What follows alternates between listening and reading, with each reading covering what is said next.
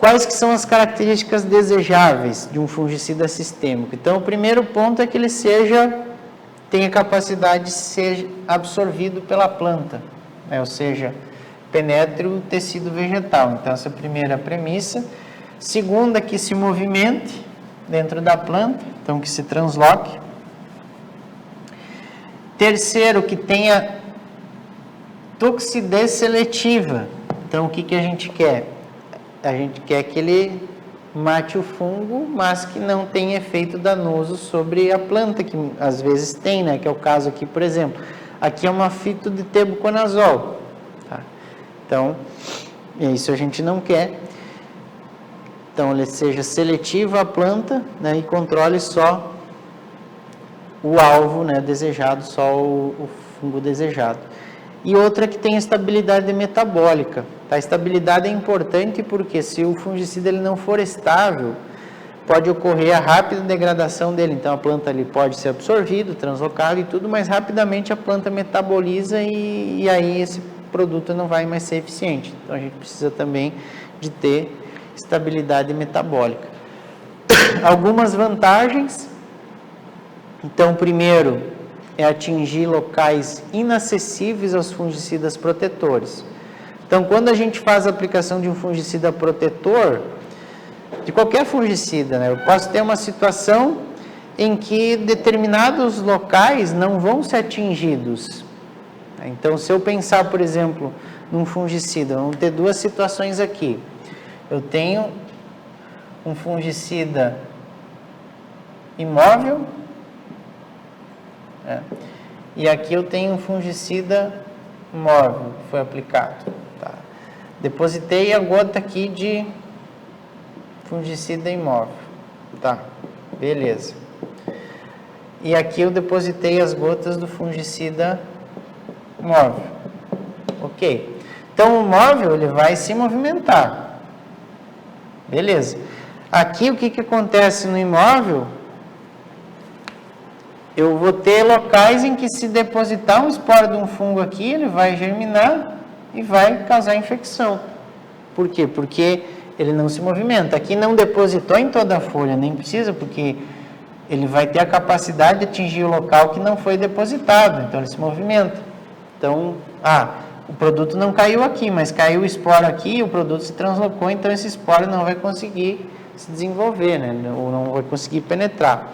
Então, essa é uma característica importante que compensa uma parcial, né, uma falha parcial na tecnologia de aplicação, mas lembrando que não se pode lançar mão de uma boa tecnologia de aplicação, nem mesmo para esse grupo de fungicida sistêmico, tá? Preciso tomar cuidado. Outro ponto é matar o patógeno no interior dos tecidos. Tá? Essa é outra grande vantagem, porque o fungicida imóvel, se o fungo estiver se desenvolvendo já dentro do tecido, você faz a aplicação, ele não consegue controlar. Né? O fungo vai continuar o desenvolvimento, não vai ver o fungicida, vai se desenvolver e continuar o seu ciclo. Tá? Então, esse é outro ponto. Quando eu aplico um fungicida sistêmico, eu posso ter o fungo já se desenvolvendo dentro da planta, mas a planta absorve esse fungicida, porque ele é sistêmico, e o fungo entra em contato com o fungicida e aí eu posso ter a paralisação do desenvolvimento da doença. Tá? Então, esse é outro ponto interessante, matar o patógeno no interior dos tecidos.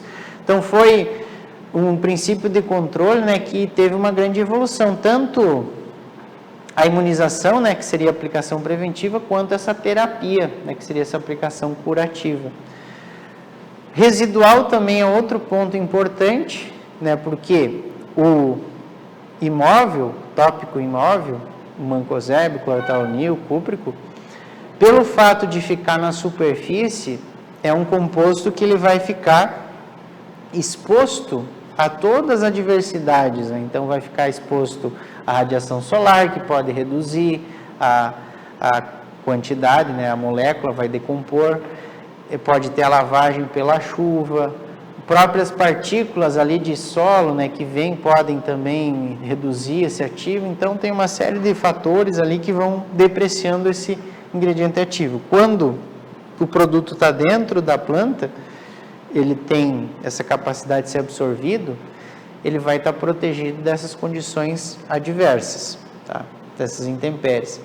Questão de dose, né? Eu comentei lá, dei exemplo lá do ciproconazol. Você usa 30, 50 gramas por hectare, um tebuconazol 100 gramas por hectare, proteoconazol 70, 85 gramas por hectare. Aí você pega um mancozeb, um cloratalonil, 1 quilo, 1 litro, né? Tudo 10 até 100 vezes maior as doses, dependendo da situação. E outro ponto também é a questão de atingir a parte aérea, quando aplicado no solo, na semente. Então, um exemplo do café, bastante utilizado, que é a aplicação de uma formulação granulada no solo, que vai, condição de umidade, solubilizar e a planta de café vai absorver pelas raízes e translocar para a parte aérea, controle de ferrugem. E cada vez maior o uso também de TS, né, tratamento de sementes com fungicidas sistêmicos. Então, hoje a gente tem triazol, tem estrobilurina na semente, tem benzimidazol, que a plântula absorve e transloca para a parte aérea e você pode ter o controle, então, de patógenos na parte aérea pelo tratamento de sementes. E agora as carboxamidas também vindo com força, caso da fluxaperoxide, cistiva da BASF, e tem também uma outra carboxamida chamada fluopiran, que a Bayer registrou, Verango Prime. E é uma carboxamida interessante porque ela controla o nematóide, o grande foco dela é nematóide, tá? Mas ela também controla fungo, tá? Especialmente Fusarium tem uma ação fantástica. Então, as carboxamidas realmente elas estão vindo muito fortes, tanto em semente, né, começando ainda, mas em parte aérea também. Tá? Então, essa outra vantagem de a gente poder aplicar num local da planta, né, e atingir um outro local, num órgão da planta e atingir outro. Desvantagens: custo, né, então são fungicidas de maior valor agregado, tá? Então, se comparar aí, você vê o mancozeb aí, sei lá, saindo R$30 talvez o hectare, tu vai para um sistêmico, especialmente com carboxamida, talvez vai sair uns R$100 o hectare, né? Tranquilo. Então, realmente, o custo ele é maior. E o principal, na verdade, é a resistência. A resistência, porque a gente vê cada vez maior número de relatos, né, de problemas, muito em função, às vezes, de um uso equivocado das moléculas, mas pelo fato de serem sítio específico, então, pequenas mudanças no fungo já fazem com que o fungo se torne menos sensível, até insensível a esses fungicidas. Então, a grande limitação é a questão da resistência, e por isso que cada vez maior a importância de a gente combinar, né, sítio específico com multissítio. Então, em batata, por exemplo, tem vários relatos. Tem relato, por exemplo, determinada região do mundo em que o produtor ele aplicava só metalaxil isolado, e outra região do mundo em que ele aplicava metalaxil mais mancozeb. Então, onde ele aplicava metalaxil mais mancozeb, não tem problema com resistência. Onde aplicava só metalaxil, sítio específico, problema. Azoxystrobina, usava isolado, problema. Usava com mancozeb, não tem problema. Então, o multissítio é muito importante combinar com o sistêmico.